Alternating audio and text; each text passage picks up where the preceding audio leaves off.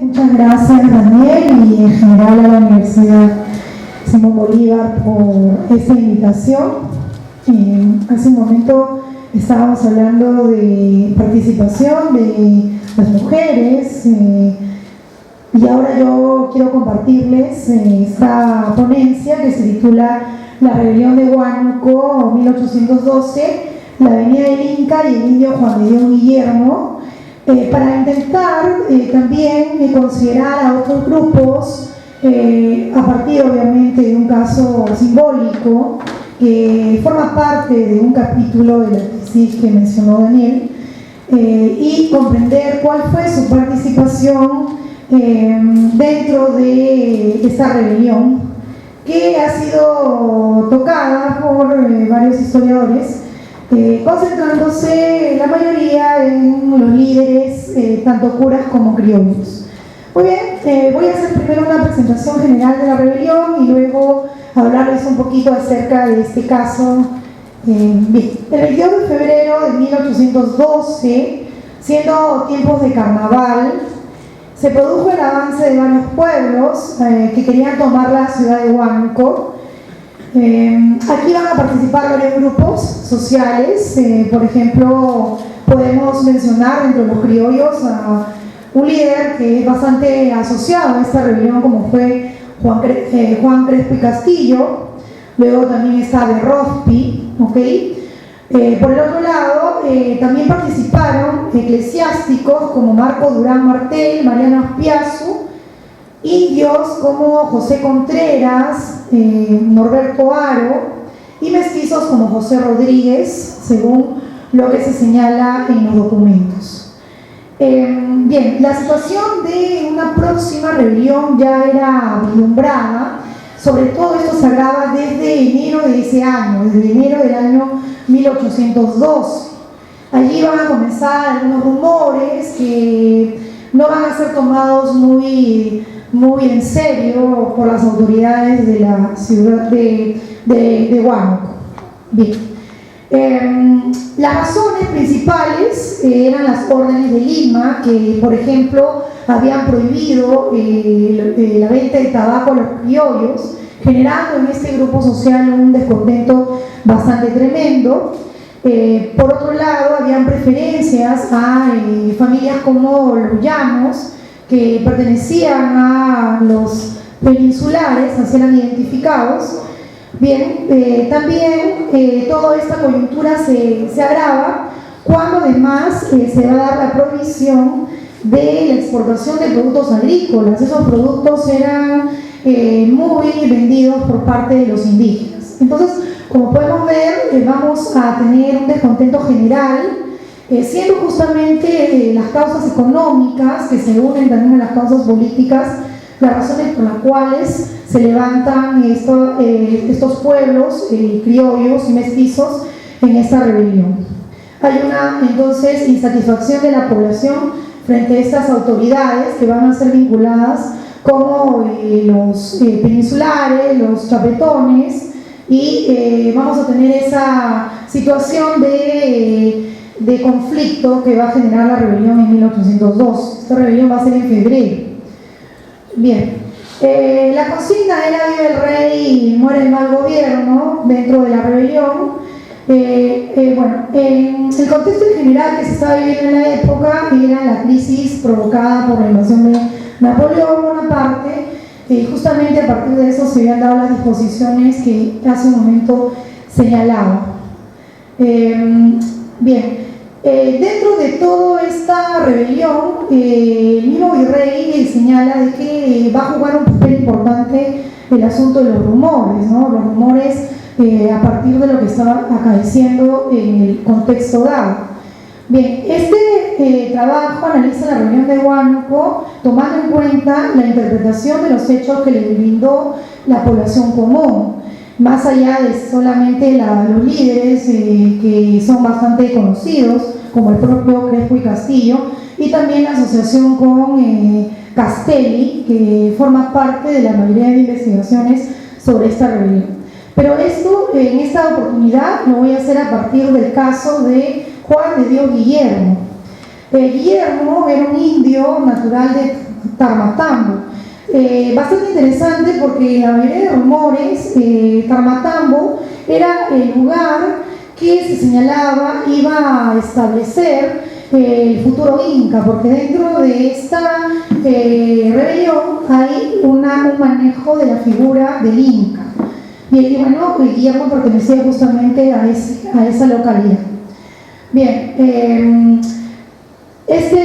Tarmatambo además estaba asociado al lugar de descanso en el pasado incaico. No era un lugar donde durante el Imperio Incaico se había puesto como un lugar de descanso, de tal manera que se puede identificar un asunto ahí bastante simbólico en ese sentido. Guillermo tenía aproximadamente 50 años cuando ocurre todo esto, era un labrador. Su juicio se iniciaría el 16 de abril de 1812, más o menos un mes después del término de la rebelión. Y va a ser acusado por una gran cantidad de testigos que van a señalar: Juan de Dios se alegraba por la victoria de Huánuco y Panataguas. Bien, además, leyendo al propio Juan de Dios, y paso a leer la cita, él declara que es verdad que por el tiempo de cosecha del año próximo pasado llegó al sitio de Tarmatambo en casa de Francisca Guisa un hombre mestizo de birrete azul, casa con media negra, vestido de ante, barba colorada y poncho de fresadilla de daditos, que este dijo que venía reclutando soldados, que en primera instancia expuso ser natural de los reinos de España y después de Huancavelica. Que esto contó a Dichinés y poco después le dijo que Fernando VII estaba preso y que en Jerusalén había renunciado al cargo de rey de España en el supuesto Inca, que ya venía a votar a todos los caballeros españoles para que acuartelados pasase España a defender al rey Fernando, que los mestizos e indios habían de pagarle solo 2 reales de tributo, que los indios volverían a los dominios de sus tierras y que en señal de obediencia y gratitud había de salir a recibirle con danzas y otros preparativos. De la declaración que acabo de leer se desprende varias ideas, como pueden notar. Por ejemplo, la llegada de este forastero, que dentro de la tesis yo le llamo seductor, refiriéndome a aquellos difusores de estos rumores que seducen justamente a la población. Este seductor se instala en la casa de Francisca Guisa, aparentemente, según la descripción, es mestizo, tiene barba colorada, aunque no confirma necesariamente de dónde procede. Dice de España, luego dice de Huancavelica, seguramente probablemente con la idea de mantener secreto su identidad. Además, este mensajero muestra intenciones de reclutar rebeldes, y esto se produce un año antes, es decir, que esta rebelión ya estaba gestándose desde meses atrás. No es una rebelión en ese sentido improvisada y espontánea. No solamente este testimonio señala acerca del tiempo que se organiza la rebelión, yo lo coloco como parte de los ejemplos que otros testimonios señalan al respecto. Por otro lado, Guillermo accede a la información del vacío del poder. Él se va a enterar de que hay un vacío del poder. Se señala que el rey Fernando está preso, y además hay algo interesante, ¿no? Supuestamente este vacío iba a ser ocupado por el Inca. El traslado de dicha soberanía se convertía hasta cierto punto en legítima, ya que, según este rumor, el rey había renunciado en Jerusalén, un lugar simbólico para cristianos y judíos. Bueno, en este caso cristianos es lo que más nos debe interesar, y ahí supuestamente el rey le había entregado su poder al Inca. Bien, ahora, este es un rumor, obviamente hay partes falsas, pero también dentro de los rumores, según varias investigaciones, pues tienen un contenido de verdad. Y bueno, pues, por ejemplo, si era verdad que el rey no estaba gobernando, ¿no? En ese momento, como hace un rato señalaba, las Cortes de Cádiz eran las que estaban tomando el manejo de la soberanía. Bien, ahora, en el imaginario de la población de Tarmatambo, esto de las Cortes de Cádiz, no he encontrado realmente fuentes que hablen exactamente del conocimiento, por lo menos de la población, porque hay curas que sí conocen el asunto de las Cortes, pero ellos se enteran de que hay un vacío del poder de esta manera.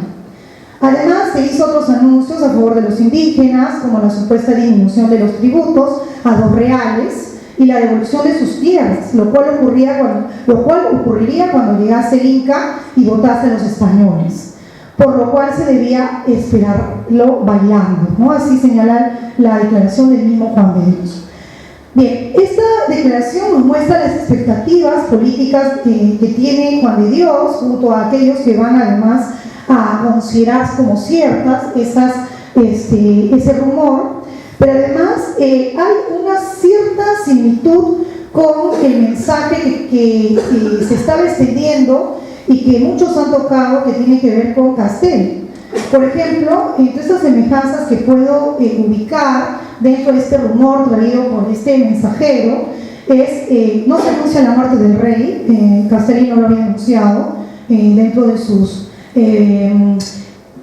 los llamados manifiesto de Castelli. Bien, solo se señala su renuncia, se prometió la devolución de tierra a los indígenas, se ordenó la salida de todos los españoles y se habló del asunto del tributo, aunque a diferencia de Castelli, como hemos escuchado, solo se habla de la reducción en el cobro.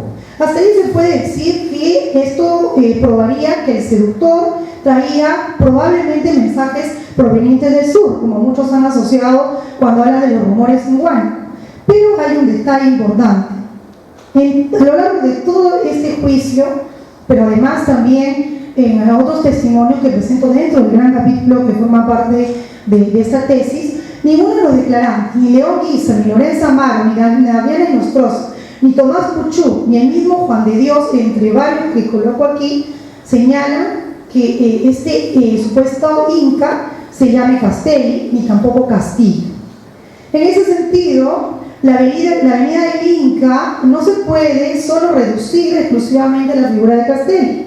Una propuesta que considero es realmente propia de los criollos. Los criollos son los que asocian de manera principal la figura del Inca en Huánuco con Castelli.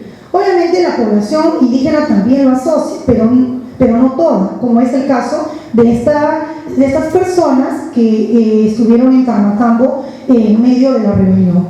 En paralelo, entonces, hay una construcción de un discurso de la figura del Inca, pero sin Castelli-Inca. No podemos reducirlo solo a Castelli-Inca. Lo de Castelli-Inca, básicamente, según lo que he podido leer de los documentos, es un asunto manejado por los criollos, pero la población está teniendo estos otros tipos de interpretación de la imagen del Inca. Por lo cual, acá estamos viendo la interpretación de estos sectores populares. Por otro lado, estos rumores fueron creídos por Juan de Dios y algunos indios, principalmente sus amigos y familiares, sobre todo además porque hay una expectativa positiva que va a beneficiar a los indígenas. Además, existe una desinformación debido a que carecen de una imprenta. La imprenta recién en Huánuco se instala en 1828 y eso va a permitir que estos rumores sean tomados como ciertos. Bien, otro declarante que forma parte del juicio, León Guisa, señala: un hombre forastero nombrado Antonio Rodríguez, casta indio, color prieto, cuerpo mediano, regordete, pelo cortado, descalzo con yanquis, que hablaba en lengua índica de Huánuco, pero que dijo que venía de Potosí, Cusco, y que pasaba para Lima, que estuvo un mes en casa de Guillermo y trajo unos papeles, suponiendo que era del Inca, y un estampo, retrato de él, que decía venía a coronarse en estos reinos, a degollar a todos los españoles y hacerse dueño de sus casas. Al parecer, Antonio Rodríguez sería en este caso otro seductor que llegó a este pueblo, que también se contacta con Juan Guillermo y con las personas que van a formar parte de aquellos que van a creer en lo que Juan de Dios, Guillermo, les va a señalar. Además, esto se muestra que es un indio. Por ejemplo, hablan de los yanquis que utiliza maneja la lengua quechua, a diferencia del sector anterior.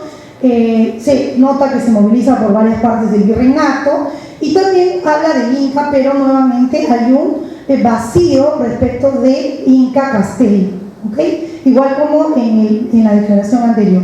No menciona el nombre, algo interesante, hay un retrato, no hay un nombre, pero sí hay un rostro. Se ratifica entonces esta idea de que no está asociado exclusivamente la imagen del Inca en la rebelión de Huánuco solo a Castelli. Eso dice claramente en este documento. Además, anuncia el degollamiento de los españoles, que era una forma simbólica de morir de manera humillante en la colonia, ¿no? Que muestra también estas expectativas de los rebeldes. Y bueno, tenemos además más adelante que Juan de Dios habla de unas juntas. Estas juntas, así les llaman, van a ser reuniones donde va a estar Juan de Dios junto con sus familiares y amigos que están escuchando todos estos rumores y lo que acabo de leer, ¿no? Por ejemplo, la mestiza Juana Cochachi dice: el indio Juan de Dios Guillermo había amenazado a su hijo, que esa insolencia provino, según refirió a la declarante, la misma Inés, por haber llegado un hombre incógnito de tierras extrañas en el mismo sitio Tarmatambo, en casa de ese indio Guillermo, a quien le demostró unos papeles que, según las relaciones de Inés, contendrían cláusulas de subversión y seducción a los indios para que se conmoviesen al alzamiento. De esta manera, también otro elemento importante es cómo la casa de Juan de Dios va a ser un lugar donde se van a poder reunir, donde va a estar este hombre incógnito, donde van a poder tener la libertad de hacer esta junta y de difundir esta idea de la llegada del Inca, que nuevamente no hay una asociación con Castelli. Además, su propia interpretación de los sucesos del monarca y cómo iba a ser sustituido y cómo esta población está interpretando estos hechos. Bien, luego León Guisa declara: un hombre forastero nombrado Antonio Rodríguez prometió este forastero volvería ya coronado el Inca por agosto del año pasado, y que entonces coronaría a Guillermo, que entre su familia y a presencia del que declara, dice frecuentemente que ya está coronado Rodríguez, matando blancos, que él en breve se coronará y que en una noche amanecerán todos los blancos degollados, que hará su casa real el pueblo viejo cerca de Tarmatambo, alegrándose sobremanera por la sublimación de Panataguas y Huánuco. En esta declaración nuevamente se habla del indio Antonio Rodríguez, pero acá hay un anuncio, ¿no? Ya hay una fecha que es en agosto, donde supuestamente este grupo que se reúne en las juntas en la casa de Guillermo van a coronar al Inca. Hay una fecha que es en agosto, hay una expectativa, pero también algo interesante nos muestra claramente que la casa real sería en un pueblo viejo. El término pueblo viejo tiene que ver con los pueblos prehispánicos, entonces hay una vinculación allí con hasta cierto punto una expectativa que procede del pasado y que se mezcla dentro de esta superación del vacío del poder frente al rey ausente. Bien, asimismo, el propio Juan de Dios, también dentro de la declaración, señala que él iba a ser coronado. Hecho curioso porque él estaba casado con la india Lorenzo Amaro, de ahí hay una posibilidad. Amaro es un apellido que ustedes bien saben, se asocia a lo que fue la reunión del siglo XVIII, que también en Huánuco hay una mención sobre el recuerdo de Amaro, y que también este personaje, Juan de Dios, a través de la esposa, tiene allí pues por el lado del apellido. Bien, aunque no estamos seguros obviamente de la exactitud de esta asociación, pero es bastante interesante lo del apellido de la esposa. Por otro lado, la familia de Guillermo contaba con la idea de que el propio Rodríguez ya estaba coronado y estaba matando blancos. En ese sentido, la reunión de Huánuco, debido a que iba a traer mejoras, va a ser motivo de alegría. Bien, al margen de ser rumores, esta declaración y todo lo que acabamos de leer nos está mostrando las expectativas políticas con un proyecto todavía no claro, que no podemos decir que hay un retorno del imperio de los incas, pero que sí recoge estos elementos del pasado y lo van mezclando con la propia situación política que ellos habían vivido, que era la época virreinal, donde hay una coronación de un inca que supuestamente el mismo rey español ha señalado va a ser su reemplazo, pero además también hay una aspiración de los propios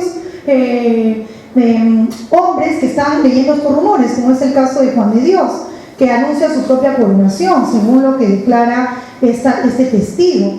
Claro, esto siempre y cuando se logre degollar a los blancos, lo cual además también nos permite entender por qué es que se terminan alzando. Hay una fuerte asociación con que las acciones violentas, la rebelión es una forma de lograr éxitos políticos. Por ello, probablemente la alegría de Guillermo y su familia al enterarse del alzamiento de 1812 en Huánuco, ya que varias declaraciones señalan que esta familia estaba contenta con los sucesos que se contaban en el pueblo de Tecmatambo sobre la rebelión, ya que si se triunfaba, pues ellos iban a lograr cumplir con estas expectativas que se está señalando, van a bajar el cobro de tributos, va a haber nuevas autoridades, ¿no?, que se asocian con recobrar hasta cierto punto el pasado prehispánico, pero sin necesariamente regresar en su totalidad a ello. Bien, ahora, para yo ir terminando, Juan de Dios, ante todas estas declaraciones, señala que trabucando la alforja de dicho comisario, a ver si traía pan, le encontró muchos papeles y un retrato del rey inca. Confirma lo que habían dicho los otros, no había un retrato, hay un rostro de un inca. Que es falso que hubiera estado toda una noche escribiendo con velas encendidas, que quisiese coronarse, ni hacer palacio en el pueblo viejo, sino que infirió que tal inca lo haría en ese sitio, y así lo parló, que es verdad, él que se confiesa por un pleito reñido y largo sobre tierras, expuso en una ocasión que ya breve vendría el inca a restituir a los indios, que los más de los susodichos se alegraron de cómo el confesante de la noticia del inca por las conversaciones y felicidades que se prometía. Está reconociendo que está difundiendo la idea de la llegada del inca y los privilegios que esto traería frente a estas expectativas que se van señalando en el pueblo de Tecmatambo. Y además, que no solamente lo difundió a sus familiares, sino también a otros pobladores. Probablemente su seguridad se da porque Rodríguez, aparte de realizar este anuncio con papeles y su propio testimonio, contaba con ese retrato. Ese retrato es bastante importante. Y al poseer un rostro visto como real, de ahí la alegría de Juan de Dios y de la credibilidad que le va a dar a estos rumores. Porque probablemente sí se cumplirían sus expectativas políticas, como va a ser obtener poder con los privilegios que le darían al apoyar esta causa, acabar con los abusos de los blancos, recuperar sus tierras, entre otras aspiraciones. Niega varias de las acusaciones, pero finalmente pues señala que sí cree en la idea de la venida del inca. Por consiguiente, en Huánuco van a aparecer varios incas. No solamente en Huánuco se debe asociar la venida del inca a la idea de Castelli, porque eso reduce a la interpretación de esta figura a una perspectiva que sale de los curas, de los criollos, que es bastante evidente, pero vemos que hay otros tipos de interpretaciones. Además, no solamente está el caso de Juan de Dios, también tenemos pues que otros rebeldes asociaban a varios capitanes que dirigieron la rebelión, como José Contreras, José Encarnación Ortiz, Norberto Haro, y ellos van a ser asociados con la figura del inca, pero también hay varias declaraciones de testigos que, al igual que en el caso de Juan de Dios, su familia y sus amigos que están interpretando los hechos, hablan del inca, pero no asocian inca con Castelli. Esto fue resultado de la interpretación que la población se forjó sobre el discurso e imagen del inca, dándole un sentido propio, con lo cual podemos rescatar parte de su imaginario político que se había utilizado en otras rebeliones. Sin embargo, además, un dato también adicional es que, a diferencia de la asociación del inca del siglo XVIII, como podemos ver aquí, los incas que se están imaginando esta población no lo asocian necesariamente a aquellos descendientes de algún linaje, como fue el caso de Túpac Amaru II, sino más bien incluido el propio Castelli, tampoco tiene una asociación con el linaje del antiguo reino del Perú, o lo que habría sido la época prehispánica, sino son personas que van a alzar y van a utilizar esta figura como un instrumento para poder lograr varios objetivos, entre ellos pues sobre todo la movilización de la población y una esperanza hasta cierto punto de cambio frente a los abusos que se estaban señalando en la época. El caso de Juan de Dios, como otros casos, nos demuestra que nos debemos reducir en la rebelión de Huánuco solamente a una avenida del Inca respecto a lo que señalaron los curas y lo que señalaron los criollos, sino que también tenemos estos otros casos, varias declaraciones de incas sin nombres que formaron parte de esta época y que nos vislumbra una perspectiva de los sectores populares que tienen que ser considerados también dentro de este periodo próximos a la independencia. Gracias.